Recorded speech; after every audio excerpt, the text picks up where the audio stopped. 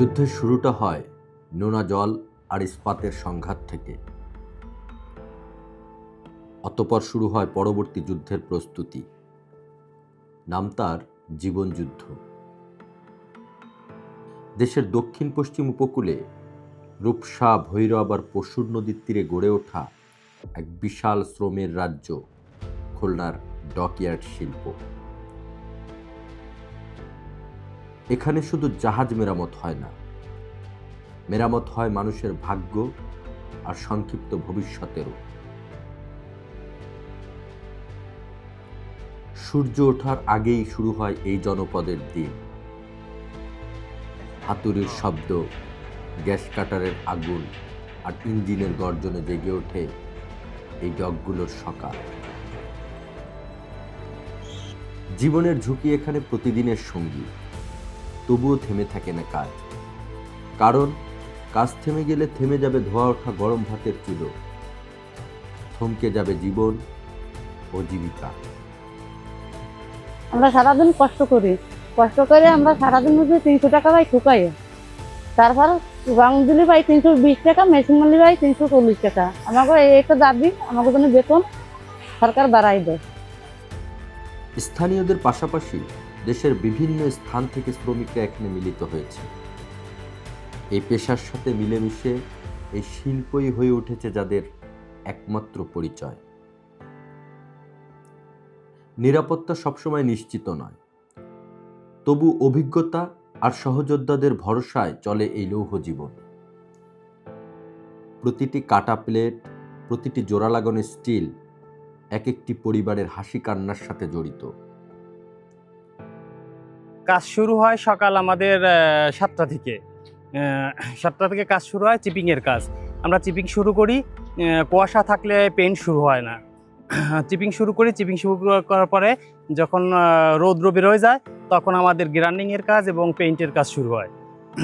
যখন 8টা বাজে তখন ওয়েল্ডিং সেকশন আসে। ওয়েল্ডিং সেকশন আসার পরে ওয়েল্ডাররা বিভিন্ন জায়গায় যেখানে ক্ষত নষ্ট আছে সেখানে তারা কাটিং করে। মানে মালিক পক্ষ বলে দেয় যে এই প্লেটটা বাদ হয়ে যাবে, তখন ওইটা কেটে ফেলার পরে ওটা ফেলে দেওয়া হয়। ফেলে দেওয়ার পরে তারপর নতুন প্লেট সেখানে লাগানো হয়। ওইভাবে কাজ চলতে থাকে। ওয়েল্ডিংয়ের কাজটা ওইভাবে চলতে থাকে। আর পেইন্টিংয়ের কাজ রৌদ্র শুরু হলে যার সেকশন আছে সেই সেকশন অনুযায়ী পেইন্টিংয়ের কাজ শুরু হয়ে যায়। আর গ্রাইন্ডিংয়ের কাজ শুরু হয়। গ্রাইন্ডিং করার পরে যখন ওই ময়লাটা পরিষ্কার করা হয়ে যায় তখন ওইখানে আর এক গ্রুপ এসে সেটাকে ওয়াশ করা হয়। ওয়াশ করার পরে তখন আবার ওখানে নতুন করে তিন প্রকারের সেকশনে রং দেওয়া হয়। প্রথমে জিনক্রোমিন রংটা দেওয়া হয়।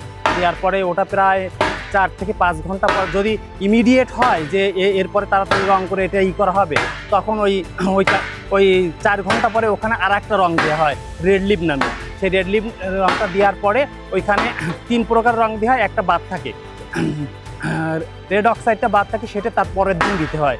একসঙ্গে দেওয়া যায় না, তাহলে রং নষ্ট হয়ে যায়।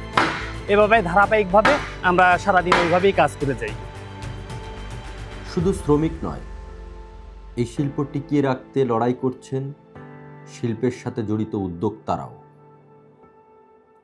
খুলনা ভৈরব নদীর পূর্ব পাড়ে এবং পশ্চিম পাড়ে 5টা থেকে 6টা এবং ওই 5-6টা ধরে পূর্ব পাড়ে খালিশপুর থেকে শিপইয়ার্ড পর্যন্ত এখানে 41টা ডকইয়ার্ড, বৃহত্তর ডকইয়ার্ড। খুলনার শিপইয়ার্ড হলো সরকারি, আর 41টা ডকইয়ার্ড, এই ডকইয়ার্ডগুলো বেসরকারি কাজকর্ম কমে যাওয়ার কারণ, কাজকর্ম করে দেওয়ার কারণ কাঁচামালের দাম অত্যন্ত বেশি, লোহার দাম অত্যন্ত বেশি।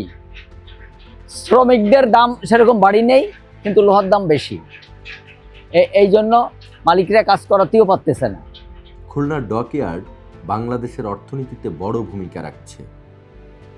তারা শুধু জাহাজ মেরামত করছে না, তৈরি করছে নতুন কর্মসংস্থানেরও। চ্যালেঞ্জও যেমন আছে, তেমনি আছে সম্ভাবনাও।